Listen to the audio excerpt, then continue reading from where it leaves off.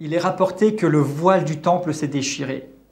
Et le voile du temple, c'était une pièce qui était tissée avec plusieurs fils, avec plusieurs matières, et qui était solide, qui était très solide. Ce n'est pas quelque chose qui se déchirait comme ça. On dit que même si des chevaux tiraient à chaque extrémité, ça ne se déchirerait pas. Tellement c'était quelque chose qui était tissé, qui était costaud, qui a été établi depuis le tabernacle et qui ensuite a été apporté dans le temple. Et ce voile servait à séparer les différents endroits. Dans le tabernacle, il y avait déjà une porte extérieure du parvis qui était faite dans ces mêmes matériaux, quelque chose de solide, qui était tissé avec ses différents fils. Et puis il y avait la porte du tabernacle lui-même, on peut dire l'endroit où les sacrificateurs entraient et où Dieu demeurait. Et puis dans ce tabernacle, il y avait encore une séparation entre le lieu saint et le lieu très saint, ou le saint des saints, là où Dieu lui-même demeurait, là où sa présence était. Et c'était la même chose dans le temple, mais ce voile a été déchiré.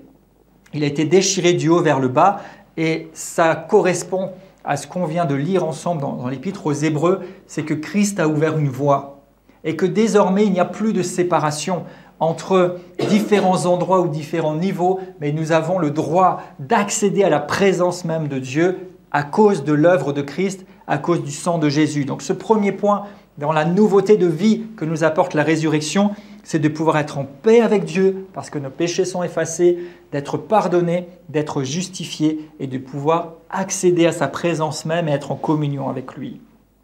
Un deuxième aspect, point de cette nouveauté de vie, et c'est un point qui inclut beaucoup de choses en lui-même, c'est toute chose nouvelle. La résurrection nous parle de nouveauté de vie. La résurrection nous parle de toutes choses nouvelles. Et dans toutes ces choses nouvelles, nous pouvons parler d'une nouvelle nature.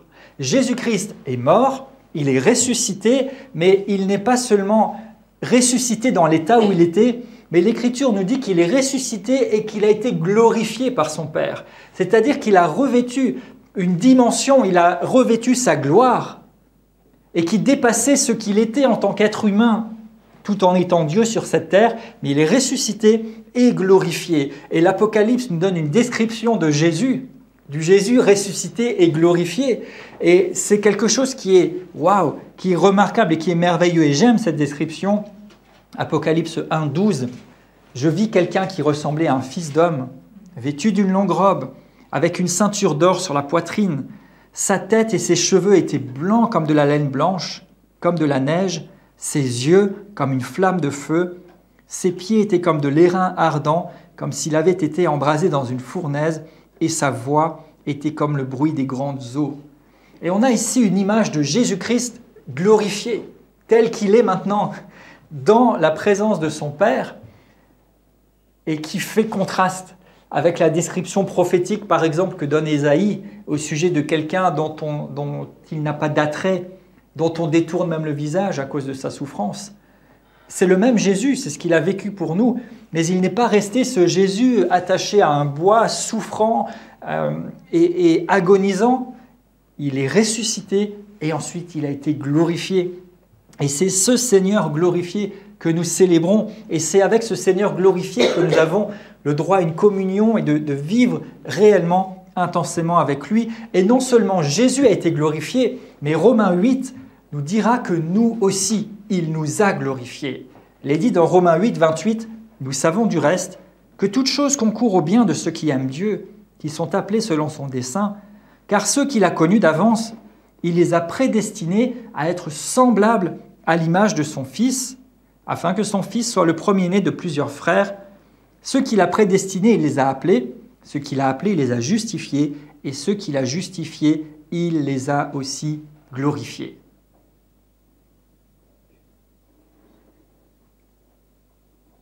Et Romains 8, 11 témoigne, juste un peu avant, « Si l'esprit de celui qui a ressuscité Jésus d'entre les morts habite en vous, celui qui a ressuscité Christ d'entre les morts rendra aussi la vie à vos corps mortels par son esprit qui habite en vous. » Donc la résurrection, c'est une nouveauté de vie, oui, dans la paix et la communion avec Dieu, mais ça inclut même une nouveauté de vie pour nos corps mortels.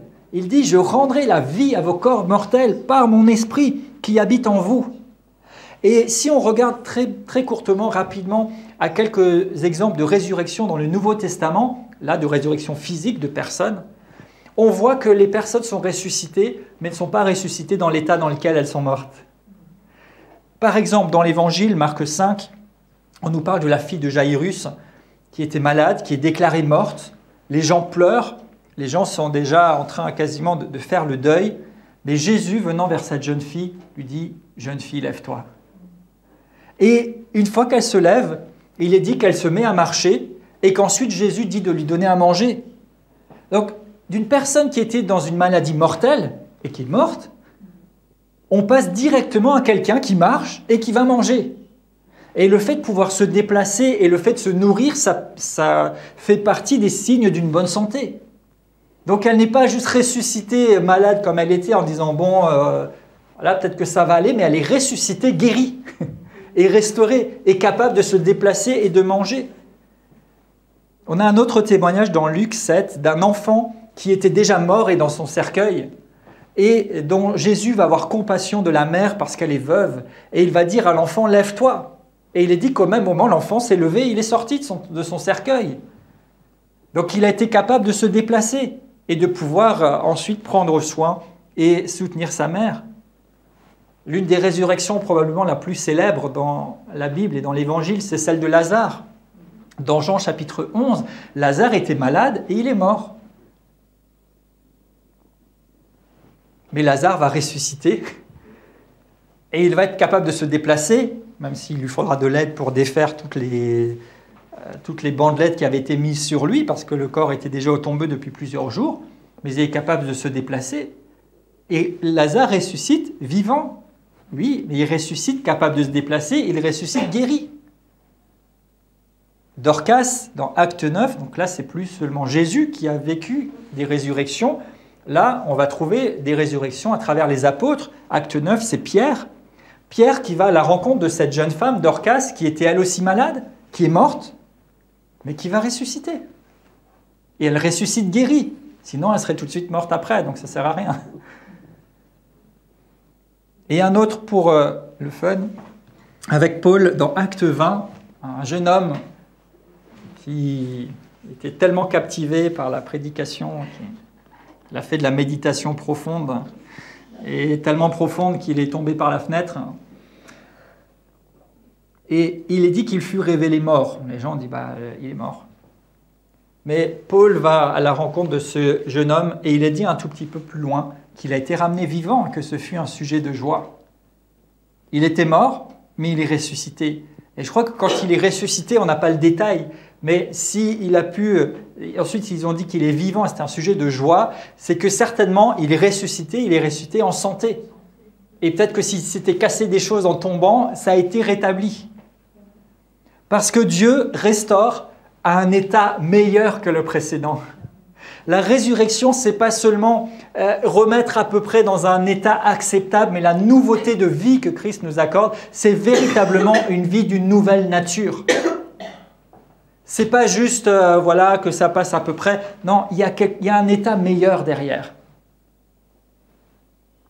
2 Corinthiens 5, 17, si quelqu'un est en Christ, il est une nouvelle créature.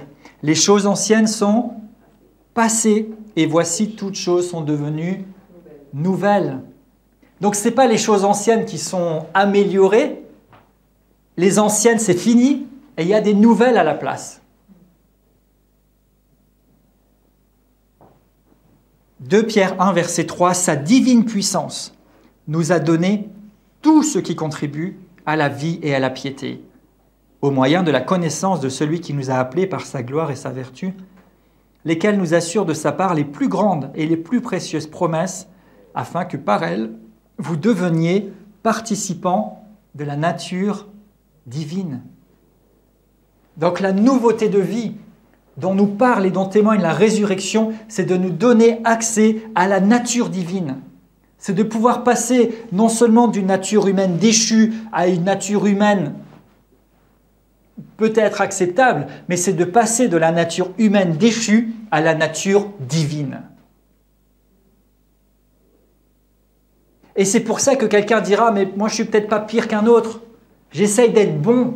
Oui, mais tant que tu es dans la nature humaine, de toute façon, tu ne peux pas, tu as besoin d'accéder à la nature divine pour être de la même nature que le Créateur, pour pouvoir être dans cette communion avec lui, pour pouvoir vivre réellement et aller à sa rencontre et marcher avec lui et vivre cette nouveauté de vie, de pouvoir avoir accès à des ressources auxquelles je n'ai pas accès humainement ou seulement à travers ce que j'ai construit, mais parce que je peux puiser dans la connaissance de Dieu, parce que je peux puiser dans les ressources de Dieu qui, elles, sont infinies, qui couvrent tout. J'ai accès à la nature divine. Toujours dans ce toutes choses nouvelles, et la liste pourrait être longue, mais j'ai juste choisi quelques petites écritures ici pour l'illustrer. Ésaïe 53 nous dit, ce sont nos souffrances qu'il a portées. Ce sont nos douleurs dont il s'est chargé, et par ses meurtrissures, nous sommes guéris. À la place des douleurs et des souffrances, Jésus offre dans la nouveauté de vie d'être guéri. Galates 3, verset 13, Christ nous a rachetés de la malédiction de la loi, étant devenu malédiction pour nous. 2 Corinthiens 5, 21, celui qui n'a pas connu le péché, il est devenu péché pour nous, pour que nous devenions en lui justice de Dieu. Et ici, on voit ressortir cette notion de nature. J'ai parlé tout à l'heure qu'il nous a pardonné, justifié pour que nous puissions être en relation avec lui. Mais plus encore que d'être juste pardonné, il a fait de nous la justice de Dieu. C'est plus que juste un bénéfice, c'est notre nature même, nous sommes justice.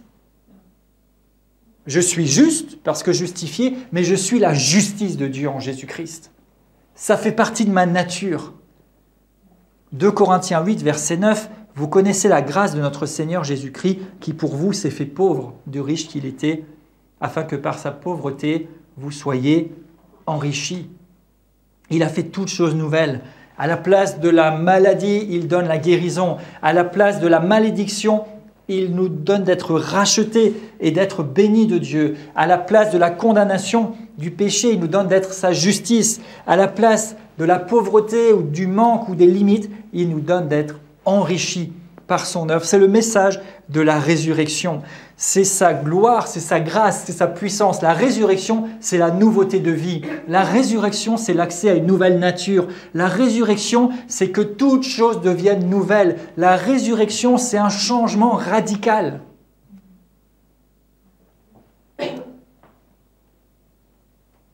Et quand bien même, quelquefois, on peut avoir l'impression qu'il y a des choses dans lesquelles on est coincé ou qui n'avancent pas comme on voudrait, mais la puissance de celui qui a ressuscité Christ agit en nous. Elle est à notre disposition si nous croyons.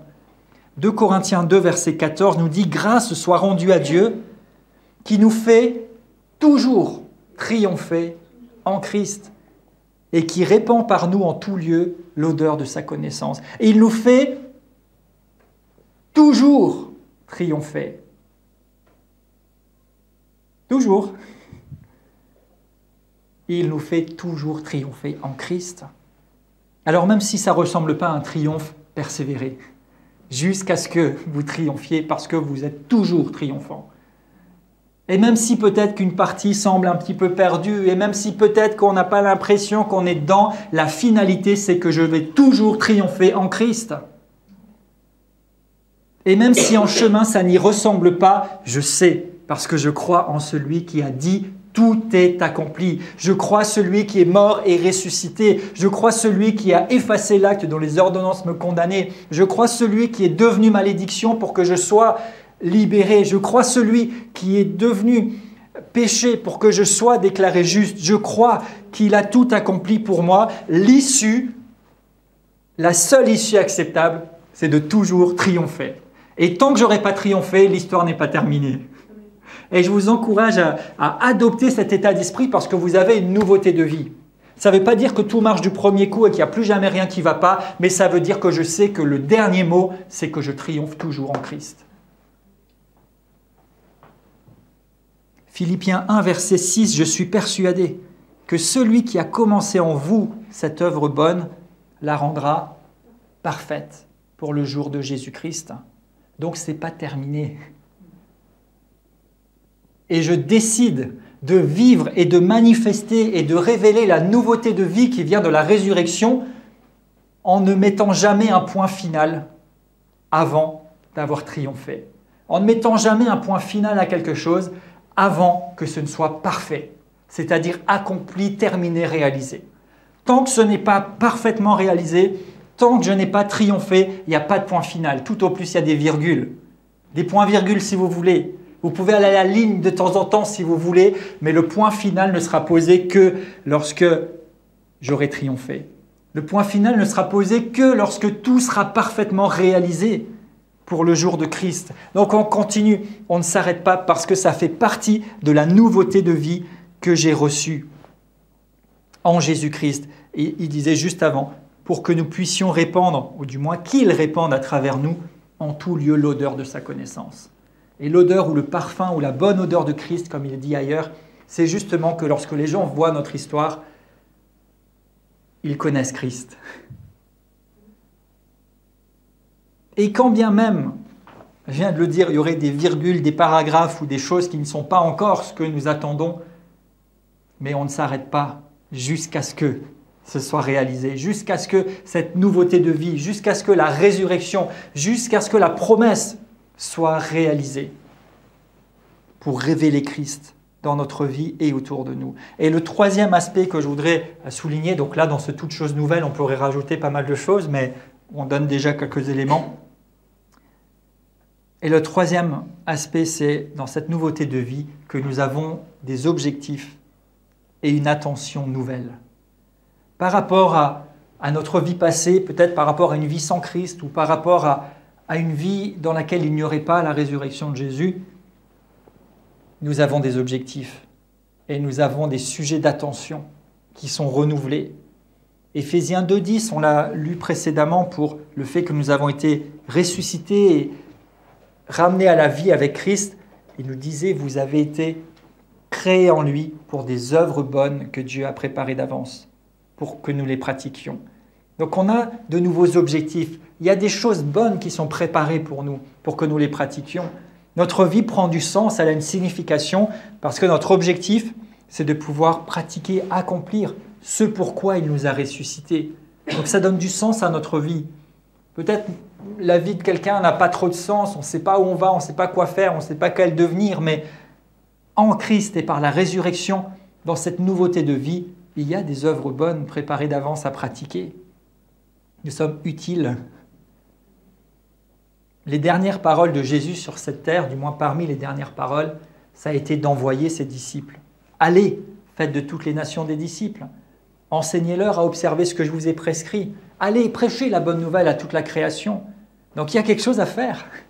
Et vous recevrez mon esprit et vous serez mes témoins. Donc on a un objectif, on a une vision, on a quelque chose. Notre vie a un sens qui dépasse le seul aspect seulement pour nous-mêmes d'avoir une nouveauté de vie. Mais cette nouveauté de vie, c'est aussi d'avoir une destinée. C'est aussi d'avoir des actions significatives à mener. Et puis Colossiens 3 nous dit, si donc vous êtes ressuscités avec Christ, cherchez les choses d'en haut, où Christ est assis à la droite de Dieu. Affectionnez-vous aux choses d'en haut et non à celles qui sont sur la terre. On a quelque chose de beaucoup plus élevé, glorieux et intéressant à regarder, à contempler, à considérer que les choses de la terre. Et il y a des fois des choses sur la terre qui peuvent nous impressionner ou être agréables à regarder. Pourquoi pas? Mais il y a quelque chose d'encore beaucoup plus élevé. Ce sont les choses d'en haut, les choses du ciel, les choses de sa gloire, ces choses éternelles qui vont demeurer. Et ces choses auxquelles nous sommes appelés et invités parce qu'il a inauguré, je reprends cette route, nouvelle et vivante. Regardez, cherchez les choses d'en haut. Si vous êtes ressuscité avec Christ, ce n'est pas moi qui le dis, c'est lui, inspiré par le Saint-Esprit, cherchez les choses d'en haut.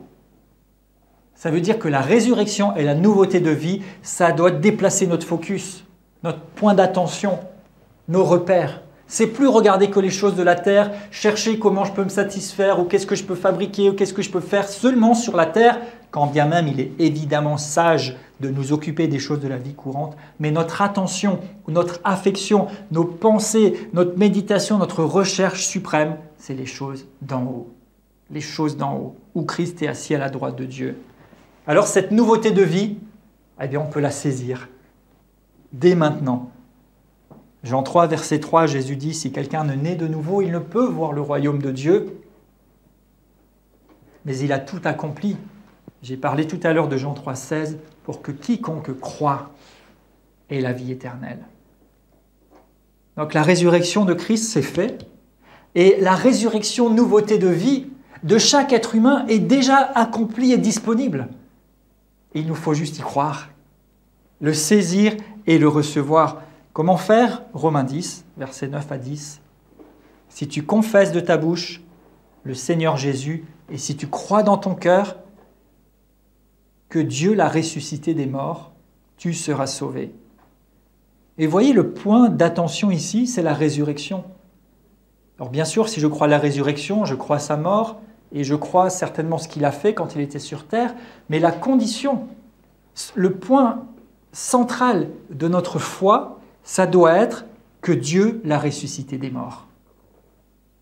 Pourquoi? Parce que si je crois que Dieu a ressuscité Christ d'entre les morts, je crois et je peux croire et saisir que sa résurrection, c'est ma résurrection. Que la résurrection de Christ, c'est ma nouveauté de vie. Et j'ai besoin de croire ça. Il ne me demande pas juste de croire que Jésus est venu et qu'il a accompli des choses et qu'il est le Fils de Dieu, mais il me demande de croire qu'il est ressuscité. Mais dans sa résurrection se trouve ma résurrection. Dans sa résurrection se trouve la nouveauté de vie. Et en fait, il me demande de croire peut-être le seul point le plus incroyable et jusqu'à aujourd'hui qui a été le plus controversé. La résurrection de Jésus, on essaye toujours et encore de l'attaquer et de la démonter. Personne ne remet en question le fait que Jésus ait existé, tout le monde est d'accord.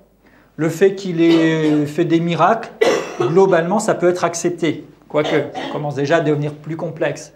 Le fait qu'il soit mort, éventuellement ça passe, parce que finalement, tous les grands fondateurs de religion sont morts aussi. Mais la résurrection, là, ça commence à coincer. Et c'est exactement et spécifiquement ce qui nous dit, si tu confesses le Seigneur Jésus et que tu crois dans ton cœur qu'il est ressuscité des morts, tu seras sauvé. Car c'est en croyant du cœur qu'on parvient à la justice et en confessant de la bouche qu'on parvient au salut.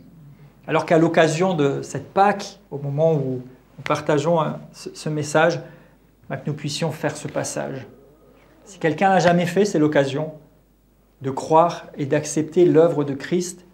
Ce n'est pas par nos propres efforts, ce n'est pas par nos propres œuvres, ce n'est pas par tout ce qu'on peut essayer de faire, mais c'est simplement par la foi dans ce que Christ a tout accompli, que nous pouvons être véritablement sauvés. C'est en croyant sa résurrection qui annonce la nouveauté de vie à laquelle je dois pouvoir participer, que je peux être sauvé. Ce n'est pas juste accepter une pensée, une autre façon de vivre, de façon terrestre, mais c'est penser aux choses célestes.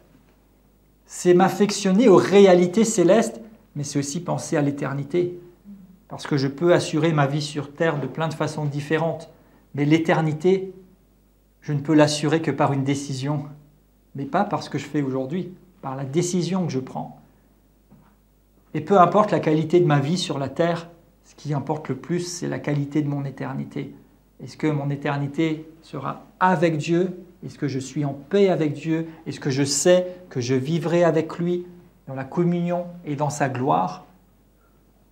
Et si quelqu'un ne le sait pas, c'est aujourd'hui le jour de la décision. Dire quelle sera mon éternité? Est-ce que je suis sûr et certain que Dieu va m'accepter? Est-ce que je suis sûr et certain que je suis en paix avec Dieu?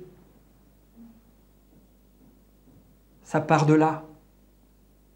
Et ensuite, cette nouveauté de vie que je reçois, que j'accepte dans mon esprit pour l'éternité, va commencer à se manifester dans mon quotidien à travers certains éléments dont on vient de parler ensemble. Mais l'essentiel, est-ce que je crois de tout cœur que Christ est mort, qu'il est ressuscité pour le pardon de mes péchés, qu'il est la seule solution? Et est-ce que je l'ai accepté? Est-ce que j'ai cru du cœur? Est-ce que j'ai confessé de ma bouche le Seigneur Jésus? Est-ce que j'ai fait de lui mon Seigneur et mon Sauveur? Est-ce que véritablement je sais que je suis en communion avec Dieu par l'œuvre de Jésus-Christ?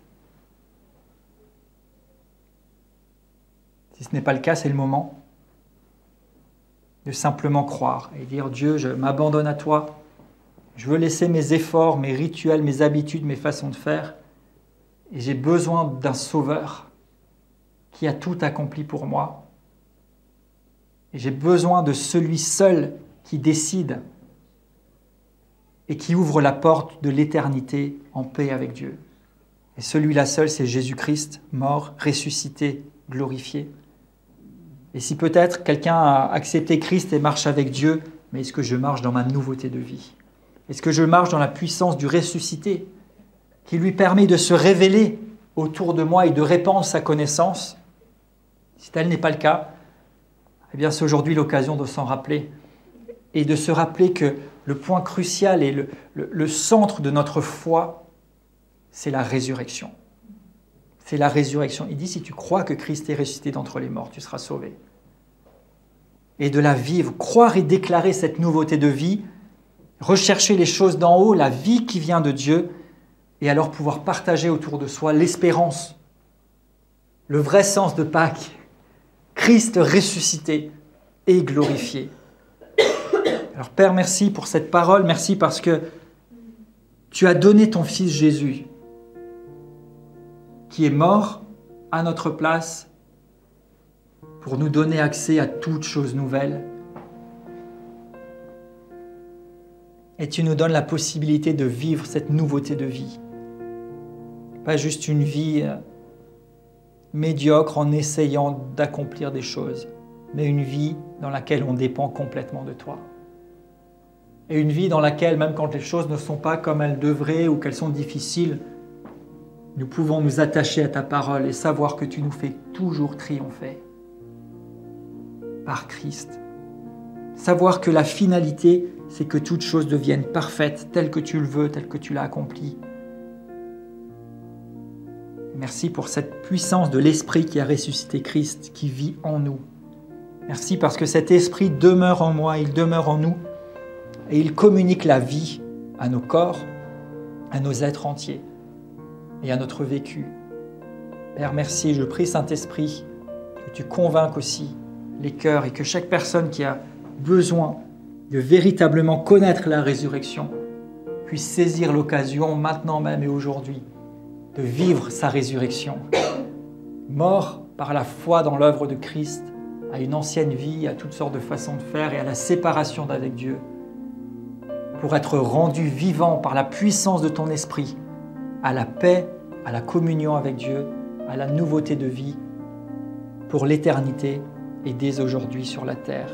Merci Seigneur, parce que tu es vivant, tu es notre Dieu, je crois ta parole, je crois que tu as ressuscité Christ d'entre les morts, et je crois que la puissance du ressuscité agit aujourd'hui, et cela s'accomplit dans le nom de Jésus. Amen.